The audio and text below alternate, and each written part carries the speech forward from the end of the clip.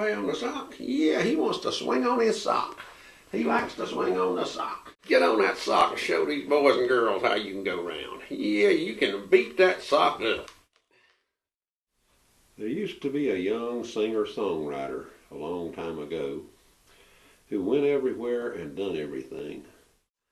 This young singer-songwriter wrote a children's book in 2003 titled Song of the Frog. And he had an adopted son named Squeaky Face. Squeaky Face fell out of a tree when he was just had been born, and he didn't have hardly any hair, and his eyes were closed. He had just been born, and we raised him up to be the adopted son of the Roberson family. But he's the second squirrel we've had like that. The problem is, when you take a squirrel out of the wild like that and raise them just like a child, they don't want to leave you. You can't get rid of them. You take them outside and turn them loose in the big trees, and they don't like the other squirrels. They want to be in the house with you. But anyway, Squeaky and I are going to read this little book for you, and I hope you get something meaningful from it. This is his duck-billed platypus, which is one of the toys he really likes, and he likes this little blue doggy. He can bite them, and they don't bite him back, and so he's quite fond of them. But he likes to bite my hands too. But now when he bites my hands, it's rather painful because he can open up a hickory nut, and you probably know how hard they are. He don't mean to hurt me, but his little fingers have toenails on them that are sharp as eagle claw fish hooks, so you want to think twice before you ever decide to get yourself a pet squirrel. I go by the name of songslingeronline.com because I've got 2 CD albums that I sell on the internet, and we'll get into that later on maybe. You want to help read the book, Squeaky? Okay. Baroont, baroont, baroont, cried the alligator, sounding much like a frog in the night. Quack, quack, sang Mr. Duck, flying up and away in the early light. Caroonk, caroonk, said Mr. Frog, from the middle of the lake on top of a log. A hunter came down to the lake and said, I wish that frog was a duck instead. The snooze button had made him late. No duck would decorate his plate.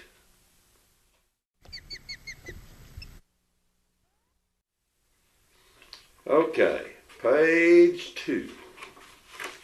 Squeaky, you like to read books?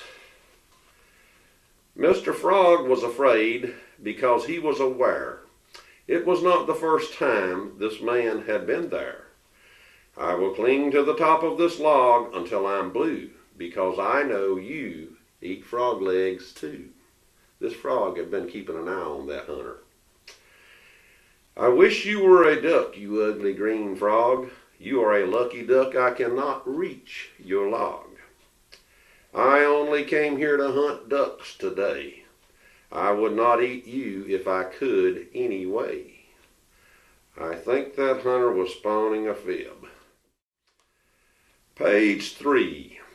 The hunter wanted a duck so bad he wished the frog was a duck. So he said, Mr. Frog, I know you're a duck. If you were a chicken, you would crow or cluck. As he sat there bored, he composed a song.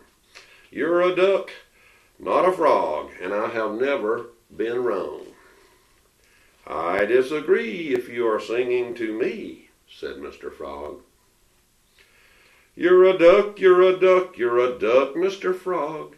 You're not fooling me out there on that log.